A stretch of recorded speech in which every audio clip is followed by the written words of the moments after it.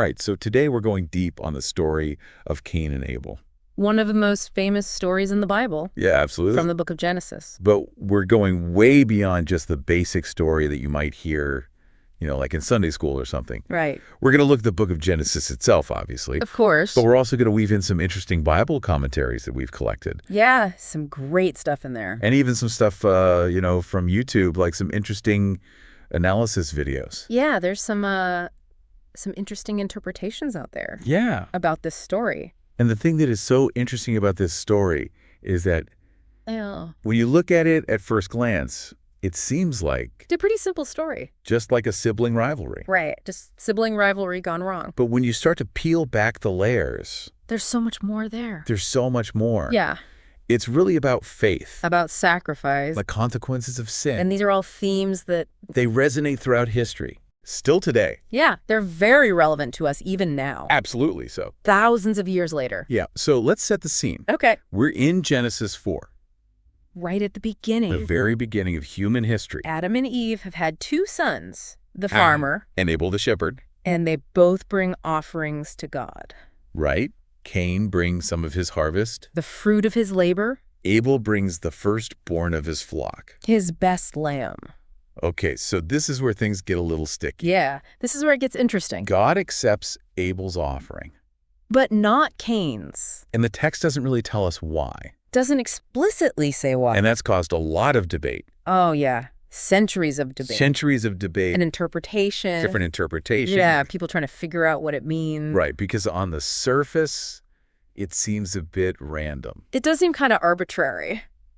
Like, why would God why would a lamb be better? Prefer lamb over some fresh produce? Some fruit. Well, the commentaries we found suggest that. Yeah, what do the commentaries say? They suggest it wasn't so much about what the offering was, but more about the heart behind it. Okay, so the heart behind it. The attitude of the giver.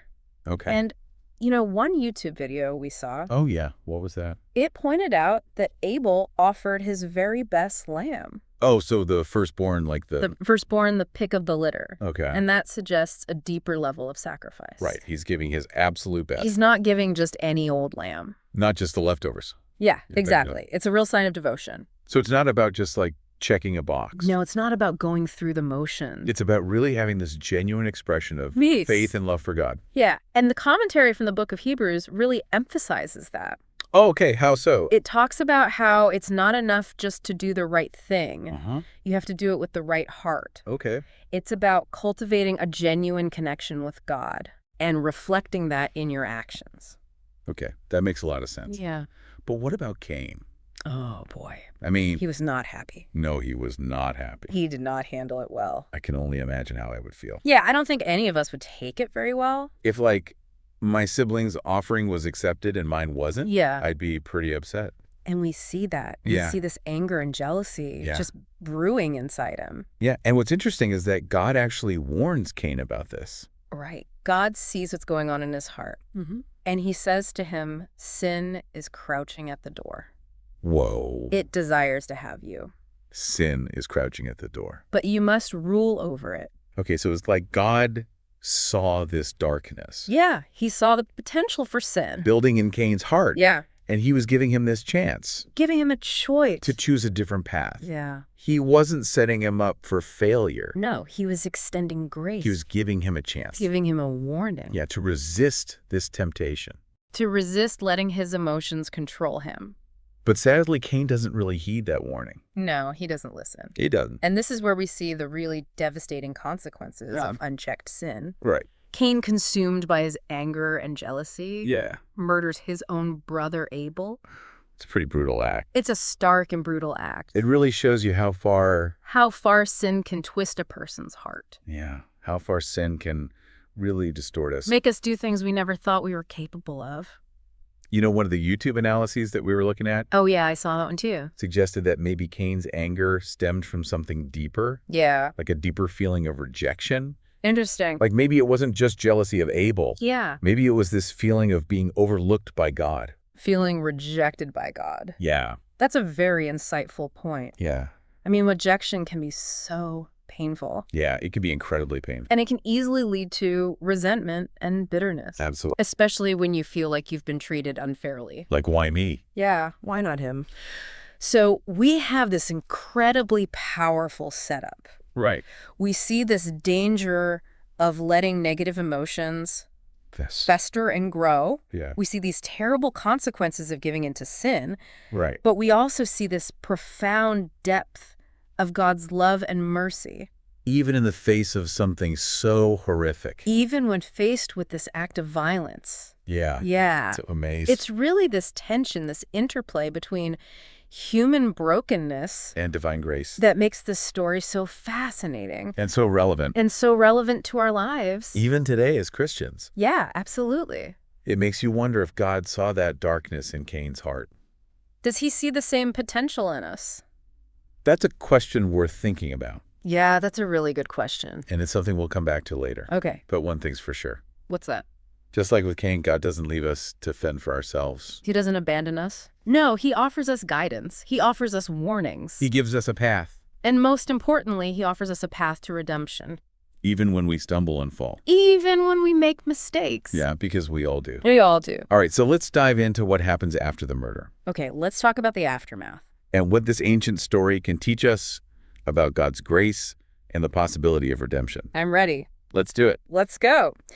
So we talked about all that lead up to this horrific act. Cain's jealousy, his anger, his rejection of God's warning. But what happens next after he murders Abel is just as important, I think. Yeah, for understanding just like all the depths of this story. Absolutely. Okay, so Cain has committed this terrible sin. He's taken his brother's life. What is God's reaction? Well, God confronts Cain directly. He asks him, "Where is your brother Abel?" And Cain's response is chilling. He lies. He lies. He says, "I don't know. Am I my brother's keeper?" It's so interesting that line, "Am I my brother's keeper?" It's really become like ingrained in our culture. Yeah, it has. Like it's almost like shorthand for shirking responsibility, like looking the other way when someone needs help. Right. It's become this kind of catchphrase for Yeah. just not caring. And it's a question I think that still challenges us today. Like, Oh, absolutely.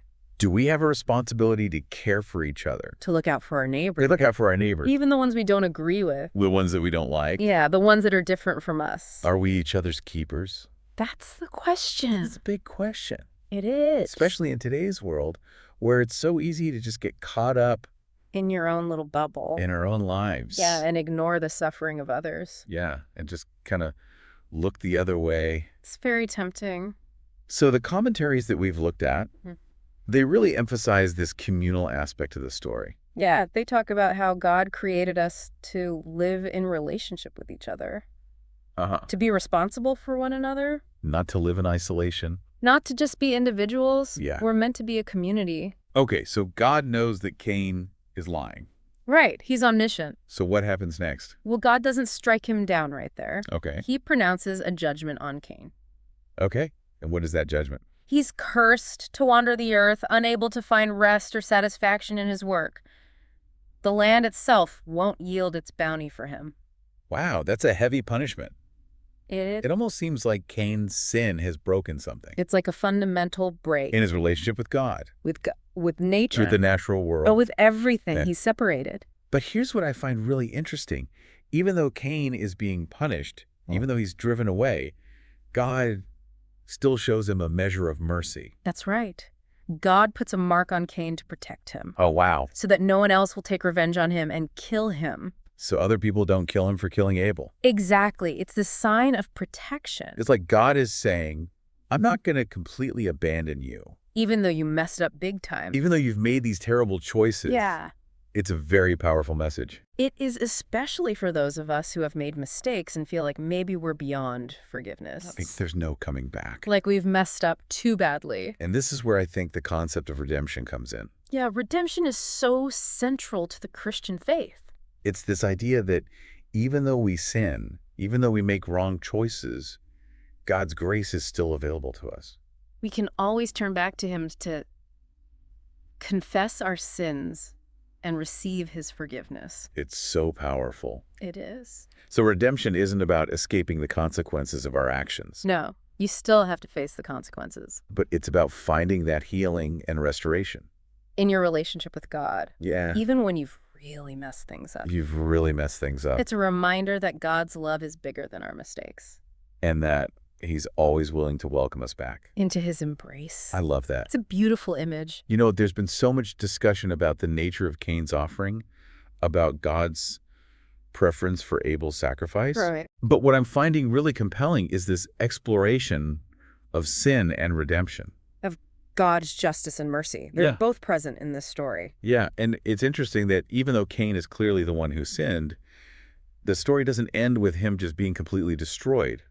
Right. He's punished, but he's not obliterated. Yeah, there's this sense of like ongoing struggle, this idea that even in exile, Even in our brokenness. God is still working in our lives. He doesn't give up on us. It almost feels like Cain's story is a reflection of like our own spiritual journeys. In a way, we're all Cain. Yeah. We all face temptations, we all make mistakes, and we all need God's grace to pick ourselves up and move forward. To get back on track. To keep going. And I think that's why this story continues to resonate with us. Thousands of years later. Thousands of years after it was written. It speaks to the universal human experience Yeah. of sin, guilt, and the longing for forgiveness and restoration. You mentioned earlier that the concept of redemption Yeah. can be a little bit confusing. It's a theological term. Yeah, for people who aren't familiar with like the theological language, Right. could you break that down a little bit further for our listeners? Sure. Redemption in the Christian context is all about being set free from the power of sin and death through the sacrifice of Jesus Christ. Okay. It's not something we earn or deserve. It's a gift that God freely offers to all who believe. So it's like being given a second chance? More than that, it's about being adopted into God's family, Wow. being reconciled to him through the work of Jesus on the cross. Okay. It's about moving from a state of separation to a state of unity and intimacy with God. That's so beautiful. It's a profound transformation. And it makes me think about how the story of Cain and Abel, despite all the darkness and the violence, ultimately points to this message of hope. And redemption. Yeah. Yeah, it's not a hopeless story. Yeah, it's not a hopeless story at all. There's light at the end of the tunnel. And I think that's what makes it such a powerful story for us as Christians. It reminds us that no matter what we've done, no matter how far we've strayed, God's love and forgiveness are always available. always there for us. That's a truth worth holding on to. Absolutely. But there's still so much more to unpack. Oh, yeah, we've only just scratched the surface. When we come back, we'll explore what this story can teach us about how we live our lives. That's Christians. As Christians, how we relate to each other, To our neighbors. how we deal with our own failings. And shortcomings. Yeah, because we all have them. We all do. We spent all this time exploring the story of Cain and Abel. Mhm. You know, this like epic tale of sin and redemption.